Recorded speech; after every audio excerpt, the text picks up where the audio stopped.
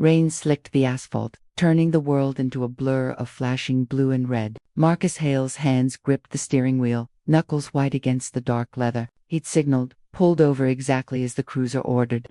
Voice calm when he asked the reason for the stop, but calm never mattered, not when the uniform on the other side of the window already decided what kind of man you were, license and registration. Officer Dalton barked, flashlight slicing through the car interior, stopping on Marcus's face like a searchlight hunting gilt. Marcus passed the documents steady, deliberate. The badge caught the rainlight, gleaming like a weapon. "What's a car like this doing in your hands?" Dalton muttered, not loud enough to be official, just enough to sting. Marcus didn't answer. The silence stretched, heavy as thunder. Dalton's jaw tightened. "Step out of the vehicle." The command came flat, a verdict before trial. Marcus's reflection in the wet pavement wavered as he opened the door. The officer's hand hovered near his holster. A couple in the next lane slowed to watch, phones raised. Marcus said softly, "You're making a mistake." Dalton smirked. "People like you are the mistake." Then on engine hum, a second patrol car screeching to a halt. A familiar voice barked over the radio. "All units stand down." "That's Governor Hale." Dalton froze. The rain seemed to stop. Marcus's eyes met his cold, knowing, unreadable. Dalton's hand still hovered near his gun, and in that suspended heartbeat, no one could tell whether he'd lower it or pull the trigger. Rain whispered against the windshield as Marcus Hale drove through the outskirts of Richmond. Midnight roads, half lit by tired street lamps, flickered like memories he couldn't shake. The silence inside the car was complete, just the soft rhythm of tires and rain, steady, clean dot. Then came the flash. Red and blue light fractured the calm, washing across the car like a wound opening. Marcus sighed, easing the sedan to the shoulder. He knew the script, hands visible, no sudden moves, voice calm, neutral. He reached for the window controls slowly. The beam of a flashlight stabbed through the night. "License and registration." The officer's voice carried no courtesy, just authority sharpened to a blade. Marcus complied. "Of course, officer." His tone was smooth, practiced. He handed over his wallet and registration. Dalton's fingers brushed the cards too hard, too slow. Dalton eyed the interior. "What's this?" "Mercedes, new model." "Yes." Dalton smirked. "Nice ride. Bit fancy for this neighborhood." Marcus didn't respond. His pulse tightened. Rain hissed louder. Dalton leaned in. "You live around here?" "Yes." "Address?" "It's on the license." Dalton straightened. "Step out of the vehicle." Marcus blinked. "Is there a reason?" "You're being uncooperative." Marcus's jaw flexed. "I'm answering your questions." "Step out." The door opened with a wet click. Marcus stepped into the rain, suit dampening instantly. Dalton's hand hovered by his holster. "Hands on the car."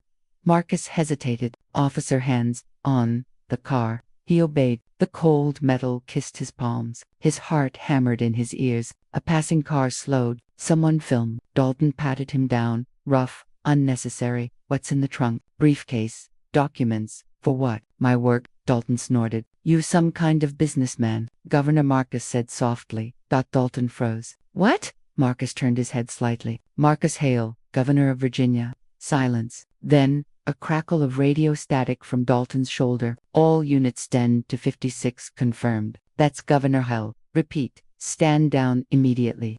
The flashlight trembled in Dalton's grip, his face drained of color. Marcus straightened slowly, eyes steady. The air between them thickened. Shame, disbelief, power shifting in real time. Dalton stammered, "Sir, I didn't realize you weren't supposed to," Marcus said. Dalton stepped back, voice breaking. "It's protocol." Marcus met his gaze. "No, it's prejudice." The rain drummed harder. More patrol cars arrived, lights spinning like judgment. Reporters would get here soon. Phones already filmed from passing cars. Marcus looked at the trembling man before him, a uniform drowning in authority he didn't deserve. He spoke once more, low and final. "Now the whole state will see what protocol looks like." The camera flash burned white across the night. The storm had only begun. The video hit the internet before dawn. By sunrise, it had over 2 million views. The clip was short, shaky, captured through rain-streaked glass by a bystander who never stepped out of their car. But it had everything: flashing lights, tense voices, the unmistakable sound of authority collapsing into silence when Marcus Hale spoke his name, Governor He. That line, replayed 1,000 times, became the fulcrum of the nation's morning outrage. Cable anchors dissected every second. Talk radio called it an unfortunate misunderstanding. Social media called it something else. Proof.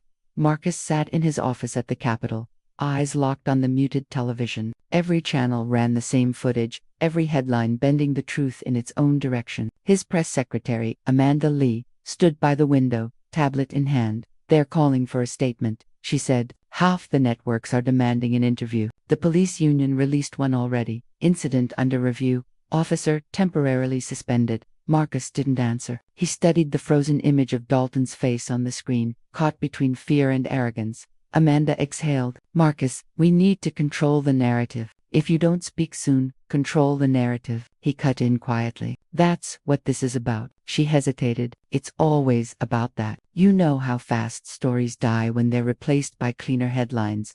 Marcus leaned back, the leather chair creaking under his weight. "This isn't a headline. It's a symptom." Outside, the governor's mansion grounds were filling with reporters. Flashbulbs flared behind the iron gates. A chant was starting low, rhythmic, defiant. "Justice for Hale." He turned from the window. "Amanda, I don't want protests. You can't stop them." He rubbed his temples. "Then I need to do this right. Quietly, deliberately." Amanda frowned. "That officer's name is Dalton. The department already shielded him behind ongoing investigation. They'll bury this. They always do."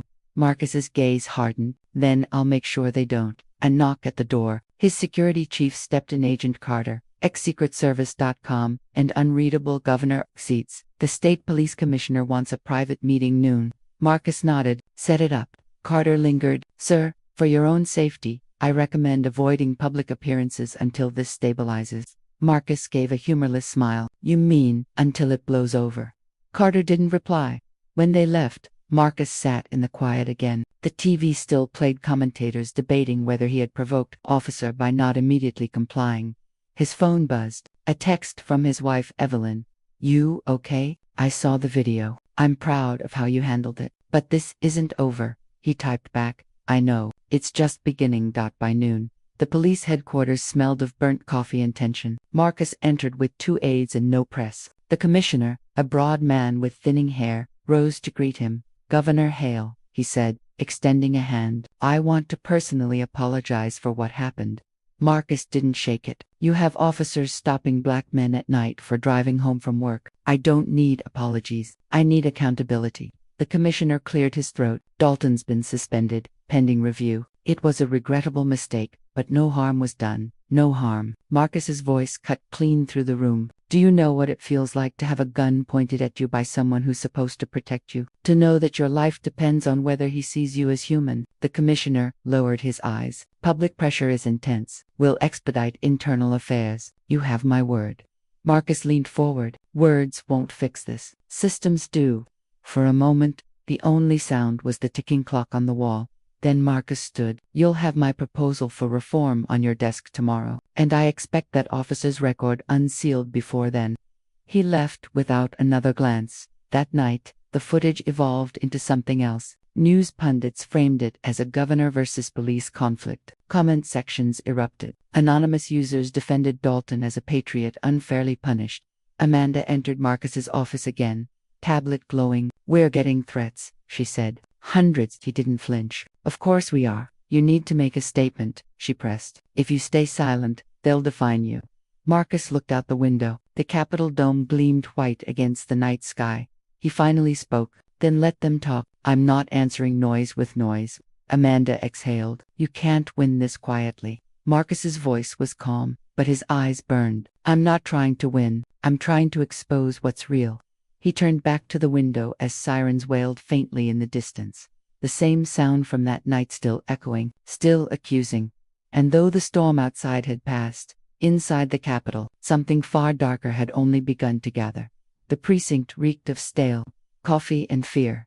Officer Dalton sat in the locker room, staring at the blue fabric of his uniform crumpled on the bench beside him. His badge number 1147 gleamed under the flickering fluorescent light. It no longer looked like honor. It looked like evidence. A sergeant passed by, giving a curt nod. The look in his eyes wasn't sympathy. It was calculation.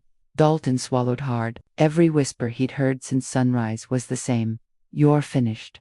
The door creaked open. Lieutenant Ward entered, face drawn tight. You should head home, he muttered. Internal Affairs will call you in tomorrow.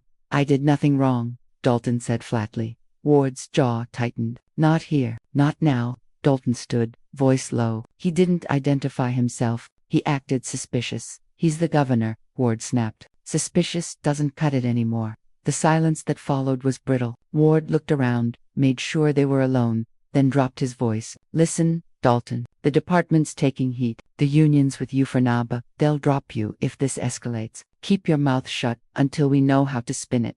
Spin, Dalton scoffed. You think I'm some headline? Ward gave him a weary look. That's all any of us are when cameras get involved. Down the hall, in a windowless office stacked with folders, Detective Carla Ruiz sat hunched over her desk. Internal Affairs wasn't glamorous, but she'd made a career out of looking where others didn't want her to. A fresh folder sat in front of her. Case 2219. Officer Dalton, E. She flipped it open. The summary was sterile. Traffic stop involving Governor Marcus Hale. Officer under suspension pending review. Ruiz frowned. The attached incident report was almost empty. 3 lines. Vague. Defensive. No dashcam footage. No witness statement. Typical. She reached for her coffee. Cold now, and muttered, "Let's see who you really are, Dalton." 2 hours later, Ruiz walked into the file archive, the hum of old fluorescent lights buzzing above. She keyed in Dalton's name on the terminal. The list that appeared was longer than expected.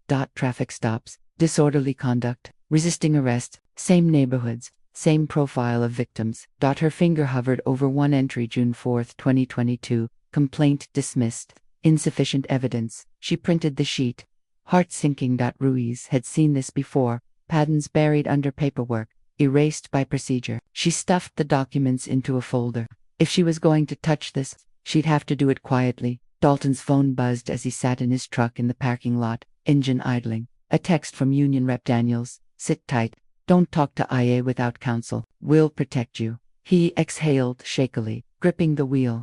His reflection in the rearview mirror looked older. The news had made him a villain overnight. His neighbors avoided him. His wife stopped answering reporters' calls. He muttered under his breath, "They don't know what it's like out there." A knock on the window startled him. He turned. Detective Ruiz stood outside, badge in hand. He rolled the window down halfway. "What do you want?" "Internal Affairs," she said. "We need to talk. I already told your people everything." "No," she said evenly. "You filed a paragraph. That's not everything." Dalton's jaw worked. "My lawyer says I don't have to talk." Ruiz nodded. "Then don't. But I'll find what you didn't say." She turned and walked away, rain starting to spit from a dark sky. Dalton watched her go, unease crawling up his spine. Back inside, Ruiz returned to her office and started cross-referencing the data. The numbers were unmistakable. Dalton's stops skewed heavily toward black drivers, nearly tripled the department average. Most citations were dropped. Complaints disappeared after internal resolution. She sat back, staring at the glowing screen. "You've been protected," she murmured. "For years." Her phone buzzed. It was an internal message from Lieutenant Ward. Detective Ruiz dropped Dalton's case. Command review pending. Focus on priority file 453A instead. Her fingers hovered over the keyboard, motionless. Then she typed back, "Understood," but she didn't close the folder. She printed everything: records, dates, suppressed reports. She slid them into a plain brown envelope, tucked it inside her coat, and turned off her monitor. The office lights flickered once, then dimmed. Ruiz stepped out into the rain, whispering to herself, "This isn't going away." Across town, Marcus Hale watched the news again. Another panel discussion, another deflection. Governor Hale should focus on governing, not personal grievances. One commentator said. Marcus muted the screen. He looked out into the night, the city lights smeared by drizzle. Somewhere in that darkness, he knew people were already working to bury the truth. He whispered under his breath, "Then I'll dig deeper." The rain hit harder, as if echoing him, and in 2 different rooms, 2 people, one governor, one detective, quietly began to move against a system built to silence them both. The morning sun cut through the blinds of the governor's residence, stripes of light crawling across the hardwood floor. Marcus Hale sat at the kitchen table, untouched coffee cooling beside a pile of briefing folders. The news still blared faintly from the living room, words like division, tension, accountability spinning in an endless loop. Evelyn Hale entered, wrapped in a robe, eyes tired from another sleepless night. She placed a hand on his shoulder. You didn't sleep again. He didn't look up. Didn't seem right to. She slid into the chair across from him, voice quiet. You're not just a man who got stopped, Marcus. You're the governor. Every move you make now ripples. Marcus's jaw tightened. That's the problem. They'll turn even this into politics. It already isn't about what happened, it's about how I react to it. Evelyn studied him for a long moment. So, react with purpose. He looked up then, tired eyes, dark circles. You think I don't want to? You think I don't want to stand in front of every camera and tell them what it felt like to have a man half my rank, half my discipline, look at me and see a criminal? Her voice softened. Then tell them exactly that. He shook his head. If I do, I'm the angry black governor, the one who lost control, the one who makes the system nervous. The silence hung thick. Evelyn reached for his hand. Marcus, silence is what they count on. He looked at her then, eyes glassy, shoulders finally sinking. You're right, he said softly, but I have to be careful. This isn't about me anymore. Later that day, the governor's mansion buzzed with tension. Advisors crowded the study, Amanda, Carter, 2 communications heads, a legal consultant. Screens glowed, papers stacked like barricades. Amanda began briskly, public pressures escalating. Protesters in 3 cities. Police union holding a press conference tomorrow defending Dalton. They're framing you as anti-law enforcement. Marcus exhaled, predictable. The legal consultant, Harris, spoke next. If you respond emotionally, they'll spin it as bias. I suggest we stay procedural. Announce a state-level review board. Frame it as institutional oversight, not retaliation. Amanda added, we can script it carefully. A statement about justice, unity, process. Keep it neutral. Marcus's eyes flicked between them. Neutral, he repeated. A man abuses authority, points a weapon at me, and you want neutral. The room froze. Amanda swallowed. We're trying to protect your position. My position, Marcus said, standing, is why this matters. He paced slowly, words measured but cutting. If a governor can be treated like that, imagine what happens to people who can't call a commissioner, who can't go on TV, who can't make anyone listen. Harris cleared his throat, uneasy. With respect, sir, emotion doesn't win policy battles. Marcus turned, voice low and dangerous. Neither does silence. No one spoke after that. By evening, the house emptied. Marcus stepped into his office, dimly lit, quiet now. On the desk lay an old photograph, him, 20 years younger, fresh out of law school, shaking hands with his first mentor. Back then, he'd believed in systems, in reform, in slow progress built on logic and law. He'd believed fairness could be written into policy now. He wasn't so sure. The rain started again, tapping against the tall windows. He opened a drawer and pulled out the file he'd requested. Preliminary reports from Internal Affairs, sparse, sanitized, nothing substantial. He flipped the pages, jaw hardening. The report described Dalton's behavior as standard stock procedure. The word profiling didn't appear once. Then he noticed something, a name in the margins. Detective Carla Ruiz, IA investigator. He circled it with a pen. Someone inside the system was still looking. He picked up his phone and dialed Amanda. Find me everything on Detective Ruiz, he said. Amanda hesitated. Yes, quietly. He ended the call before she could ask why. Hours later, Evelyn found him still standing by the window, suit, jacket off, tie loose, eyes locked on the city beyond the glass. She stepped beside him. You remember what you told me the night you won the election? He didn't answer. You said, if I can't change the system, I'll expose it. He looked at her finally, expression carved from stone. I meant it. You still can. He nodded once, slowly. But it's going to cost us. Evelyn's voice barely rose above the rain. Change always does. They stood in silence as lightning flashed across the horizon. In that brief illumination, Marcus's reflection looked like 2 men, the public face of power, and the private one still fighting to stay human. And in the reflection of that window, a decision hardened into resolve. Tomorrow, he wouldn't wait for the system. He'd confront it. The precinct was quieter than usual. The kind of silence that settled when everyone knew a storm was coming but pretended not to see it.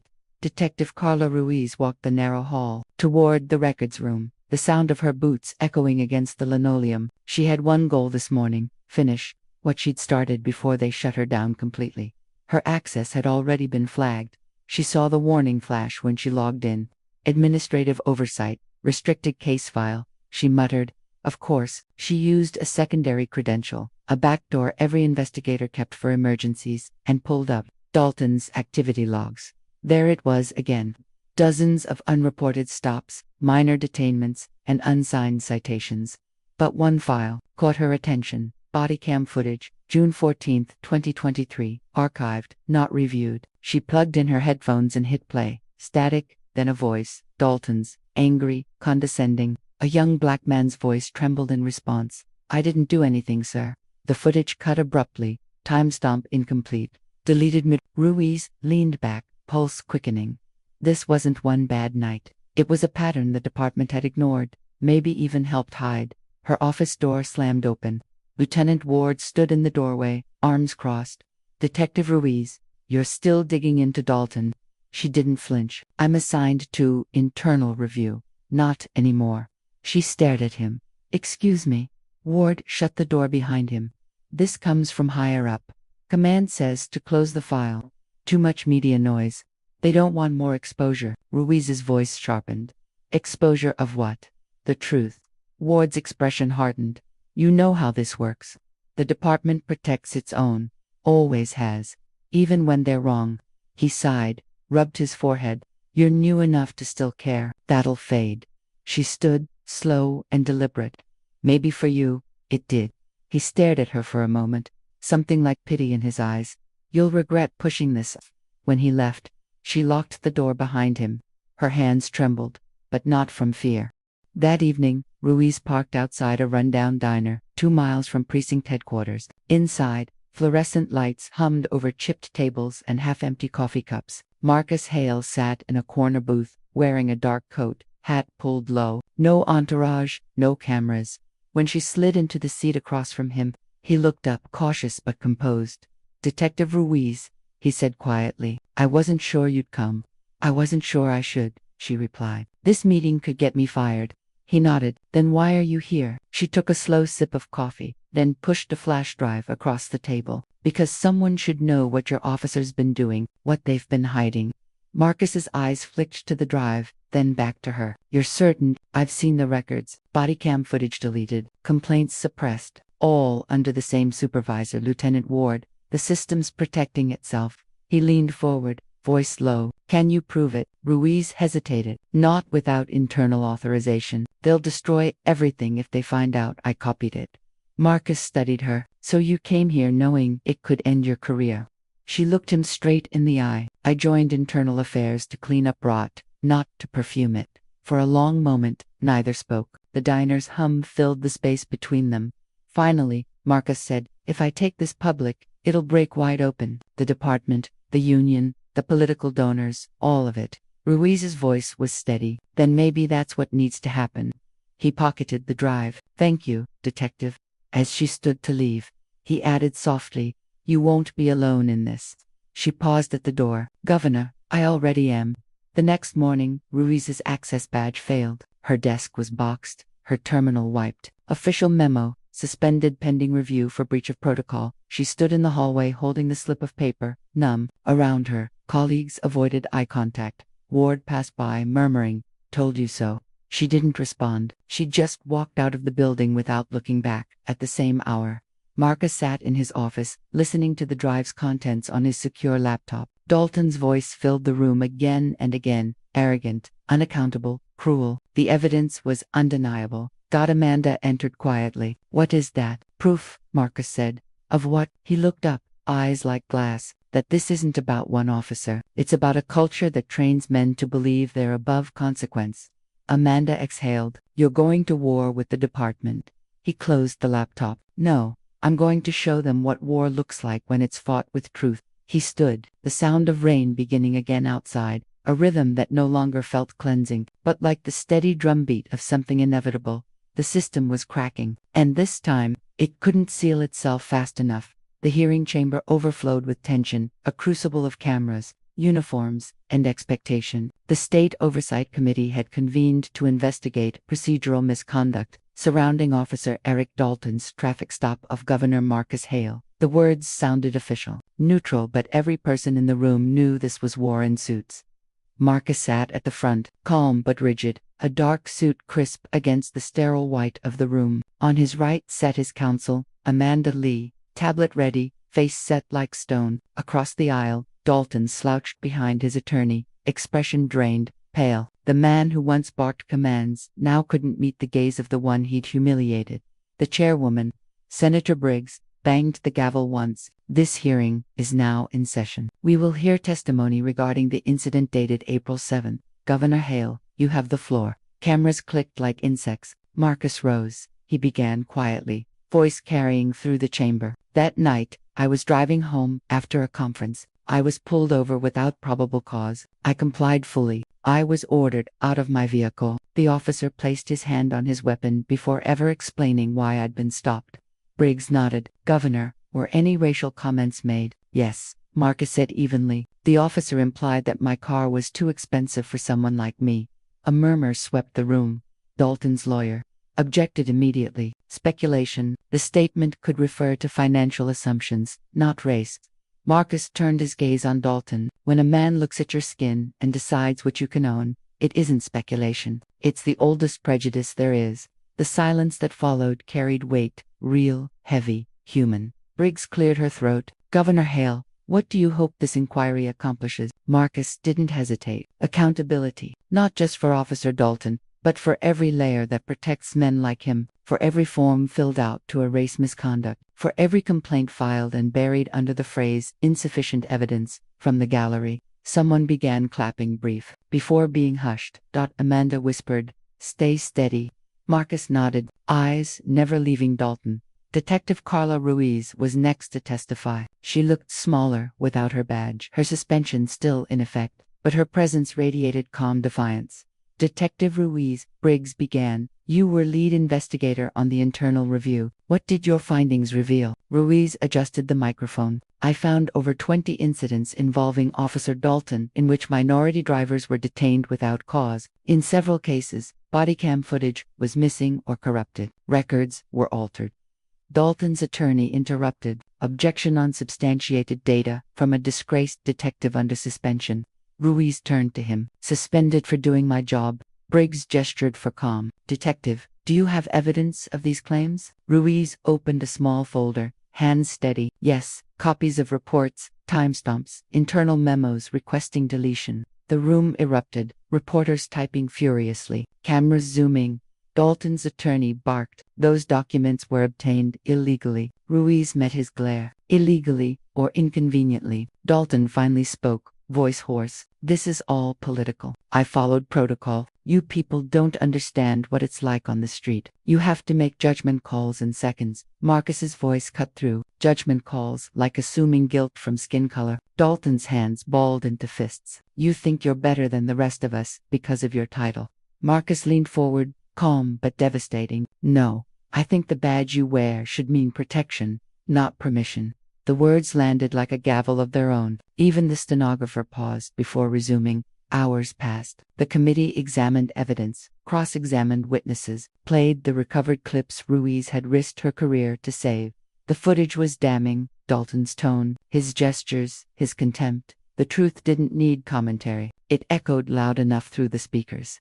When the final clip ended, silence filled the room again. Senator Briggs sighed. Officer Dalton, do you wish to make a closing statement? Dalton stared at the table, voice trembling with anger more than remorse. I did my job. I didn't know who he was. If I'd known, none of this would have happened.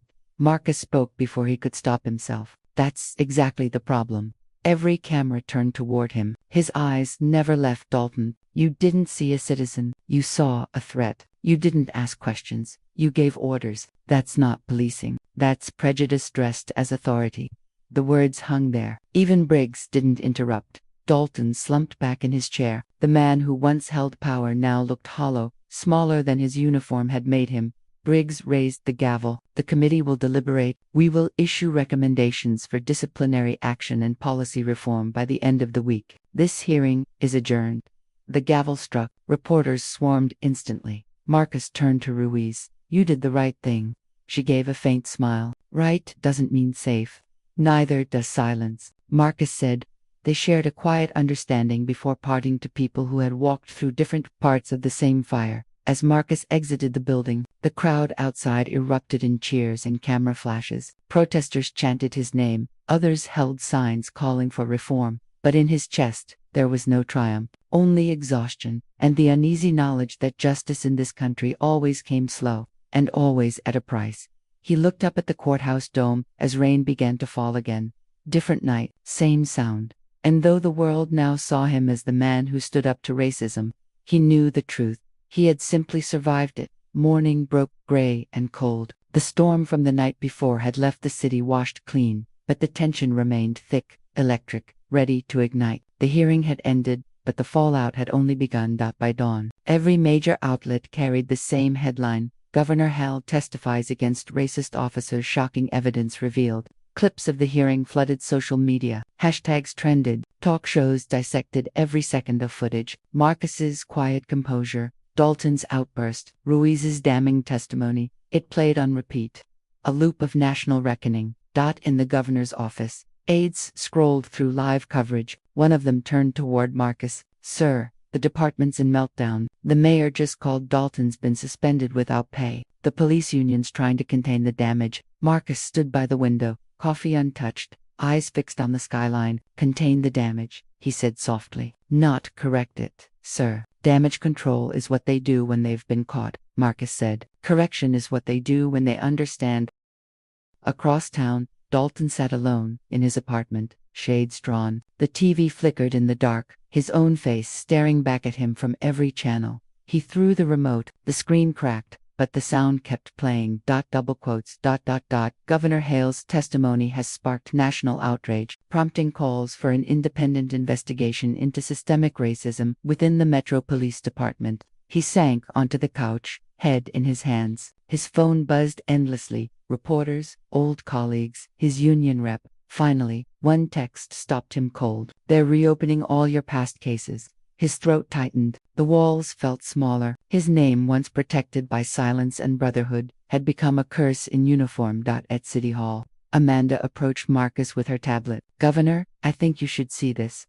She played a clip, Dalton's dashcam footage, one of the recovered files Ruiz had mentioned. It wasn't just the night of the stop, it was weeks earlier. Dalton had mocked a young black teen during a stop, voice cold, amused, unaware the mic was still recording.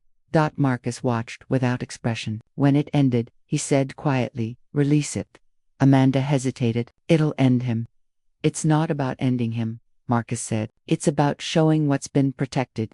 The clip went live at noon. Within hours, it had millions of views. Protests swelled outside the precinct. Officers guarded the entrances while chants of justice for all, not just some, echoed through the streets. Reporters chased reactions from everyone. The mayor, the police chief, civil rights leaders. Statements poured in, carefully worded, strategically distant, but one moment changed everything. Detective Ruiz went on record. Cameras caught her outside her small apartment, speaking with measured calm. "I worked inside that system. I saw good people silenced. I saw evidence disappear. I saw how fear turns into policy. I'm done being quiet." Her words spread faster than the footage itself.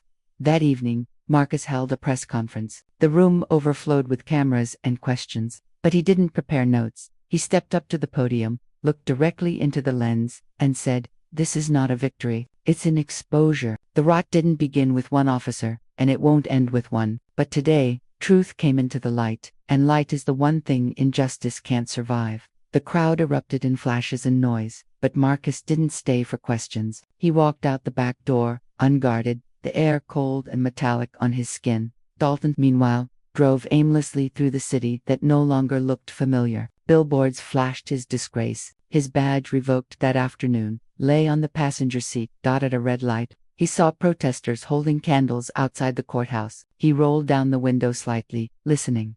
They weren't chanting his name, they were chanting for something bigger, something he couldn't understand. He closed the window and drove on. Later that night, Ruiz arrived at the governor's office. Marcus was alone, papers scattered, eyes tired but alert. She sat across from him. "They've offered me reinstatement. You deserve it." "I turned it down," she said. He looked up. "Why?" "Because fixing this from inside isn't enough anymore. I'm starting something new, an organization for officers who refuse to stay silent. Marcus nodded slowly. You'll need support. She smiled faintly. You already gave it the moment you stood up. For the first time in days, Marcus allowed himself to breathe. Outside, the city buzzed with unrest and renewal. Murals went up overnight, faces of victims, quotes from the hearing, words of defiance painted on concrete dot from his office window. Marcus watched the crowd below. A young boy held a sign that read, "We saw you, Governor, now see us." He stood there, silent. Then, softly, he whispered, "I do." The rain began again, light and rhythmic, like punctuation to a long, painful sentence that might finally lead to something better. The world wouldn't change overnight, but tonight, truth had weight, and for the first time, it was heavier than denial. The city woke to sirens, not the usual kind, not the noise of danger or chase, but a wall of sound announcing collapse. The police commissioner had resigned. Internal Affairs had opened 57 investigations. The mayor's press secretary called it a systemic reckoning. Marcus Hale sat in his office, blinds half drawn, sunlight cutting across his desk like a dividing line, light and shadow, truth and politics. He had been on the phone since dawn. Legal teams, reporters, civil rights advocates, everyone wanted a statement, a next move, a direction. But he wanted none of it. He wanted quiet. Amanda entered with a folder. You should see this, she said. It's official. Dalton's been charged. Obstruction, falsifying records, assault under color of law. Marcus said nothing for a long time. Amanda added softly, he'll lose everything. He looked up finally. He already did. He lost the one thing that could have saved him, decency. News spread fast. The footage of Dalton's arrest played everywhere. His wrists in cuffs, his face blank, as if the world had turned upside down. Officers who once saluted him now avoided his eyes. The same station that had protected him for years issued a public apology. But it wasn't just him. Files Ruiz had turned over, exposed a network of cover-ups, stretching back years. Supervisors resigned. Cases reopened. The headlines were relentless. For the first time, accountability felt real heavy, tangible, irreversible. Yet Marcus couldn't celebrate. Every time someone said justice, it sounded too clean. He knew the truth. Justice wasn't clean. It came soaked in the cost of what people had to lose to reach it. A week later, Marcus visited the community center that had become the hub of protests and reform meetings. Children painted banners, while elders organized speeches. The place pulsed with energy, raw and hopeful. A teenage boy approached him shyly. Governor Hale. Marcus smiled faintly. That's me. The boy held up his phone. The same viral video from weeks ago.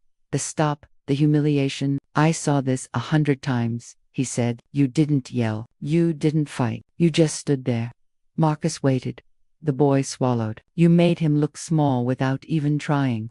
Marcus looked down at him, then knelt so they were level. Son, that night I didn't feel strong. I felt powerless. But sometimes, standing still is the only power you have left.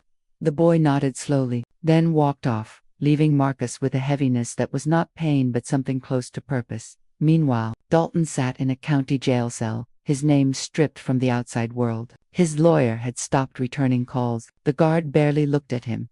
He stared at the gray wall, the echoes of his past commands taunting him. He could hear his own voice from the dashcam footage in his head, sharp, cruel, superior. Now, silence was his only company. When Ruiz's testimony replayed on the TV in the common room, the other inmates fell quiet. Dalton didn't look up. He didn't need to. He'd memorized every word she'd said. The irony hit him daily, that the man who'd demanded obedience, now lived by the orders of others, that his badge, once a weapon, now meant nothing. At the Capitol, a new bill was drafted, the Transparency in Policing Act, mandating public access to disciplinary records and independent oversight of officer conduct. Ruiz and Marcus co-authored it during the signing. The cameras flashed again. But the mood was different, less spectacle, more resolve. Ruiz leaned toward Marcus. Think it'll hold? He replied, laws hold, people don't. That's the challenge. Still, he signed. The pen stroke was small, but it carried the weight of everything they had endured. Later that night, Marcus visited the same stretch of road where everything began. The lampposts glowed faintly. The asphalt was slick from recent rain. He parked, stepped out, and stood where his car had once been, surrounded by flashing blue lights. That it looked ordinary now, silent. empty, almost peaceful, but he could still hear it all. The barked orders, the cold touch of fear, the sound of his own restraint. He closed his eyes. The memory replayed, not as pain but as proof that he'd survived, that he'd turned humiliation into history. Behind him, a car slowed, a young officer inside, watching curiously. Marcus gave a small nod. The officer nodded back, unsure, respectful. Progress wasn't a roar. Sometimes, it was a nod between strangers on a quiet street. As dawn began to rise, Marcus returned to his car. He placed his hand on the steering wheel, feeling the hum of the engine beneath his palm. Life, movement, continuation. His phone buzzed. A text from Ruiz. "It's done." He pled guilty. Marcus exhaled slowly. The sound felt like release. He whispered to the empty car, "Then maybe we can start again." He looked once more at the horizon, faint pink bleeding through gray, and drove forward, leaving behind the place where one man's hate had tried to stop him, and where another man's endurance had begun rewriting the law. The city was still flawed, still divided, but something irreversible had shifted. And in that fragile space between pain and progress, Governor Marcus Hale understood the truth. Justice wasn't an event, it was a direction. 6 months later, summer heat pressed down on the city, humid, heavy, unrelenting. The protests had faded, but their marks remained: murals on courthouse walls, new street names, and policies that no one dared ignore. Governor Marcus Hale stood at the steps of the state capitol, waiting for the crowd to settle. The air buzzed with cameras and low conversation. Behind him, banners read, "Justice requires memory." Today wasn't about politics, it was about acknowledgement. He adjusted the microphone. His reflection caught faintly in the podium's glass. For a brief second, he saw the man from that night, the one with hands raised beside his car. Fear pressed behind composure. That version of him hadn't vanished. It had only evolved into this moment. 6 months ago, Marcus began. A single encounter on a dark road revealed something millions already knew: that justice in this country still bends under the weight of bias. What followed was not just outrage, it was awakening. He paused. "I was called brave. I wasn't. I was angry, tired of pretending that silence was dignity. But courage isn't absence of fear, it's endurance through it." Applause rippled through the crowd, quiet, respectful. He continued, "Today, we mark the passing of the Transparency in Policing Act. But this is not an ending, it's a beginning, written in pain, resilience, and accountability." His eyes drifted to the front row. Ruiz sat there, composed as always, flanked by community leaders and victims' families. They nodded to him, their expressions carrying gratitude he didn't claim to deserve. Later, in the reception hall, cameras followed him like orbiting moons. Reporters shouted questions. "Governor, what message do you have for law enforcement today? Governor, will you run for re-election?" He stopped walking. The room hushed. "My message is simple," he said. "Power means nothing if it forgets humanity." Then he walked away, leaving sound bites behind like discarded shells. Across the city, in a small cell, Eric Dalton watched the speech on a flickering television. His jumpsuit hung loose on him now. The lines in his face had deepened. He looked less like a villain, more like a man devoured by his own choices.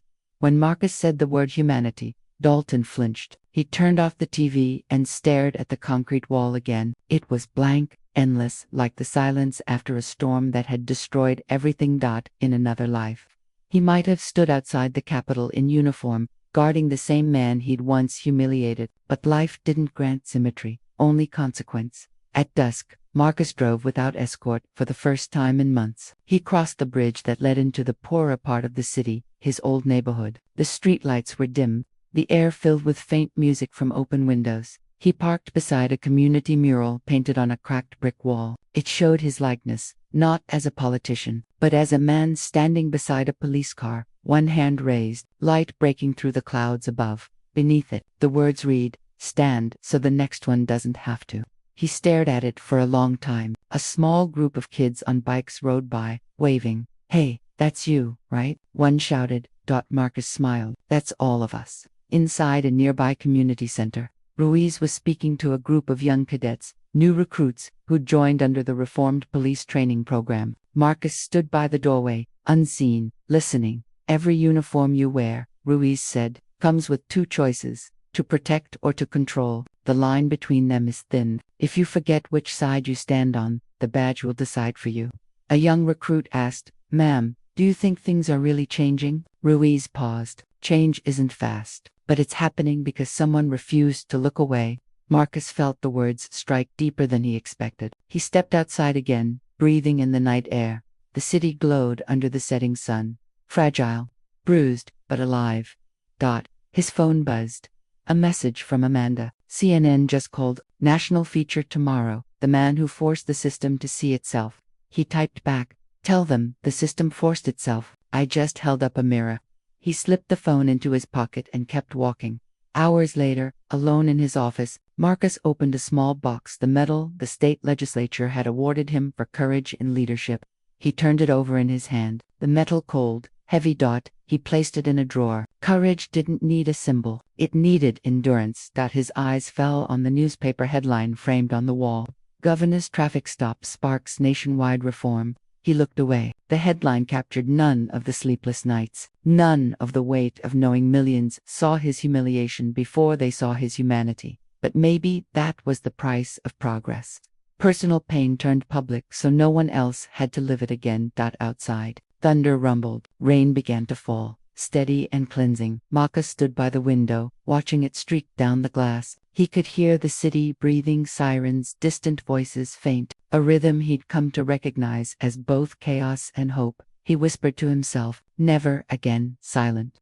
And for the first time since that night, he smiled, not out of triumph, but out of peace, earned the hard way, far away. In a prison cell, Dalton lay awake, eyes open to darkness. The rain reached even there, a faint sound against metal and stone. He closed his eyes and, for the first time, didn't feel anger, only the weight of everything he hadn't seen until it destroyed him. Both men, one free, one fallen, stared into the same night sky from different worlds, linked by a single moment of injustice that had remade them both. At midnight, the Capitol clock struck 12, the storm eased, and in that fragile quiet, a new day began, imperfect, uncertain, but changed. Justice hadn't ended the story. It had merely begun to rewrite it.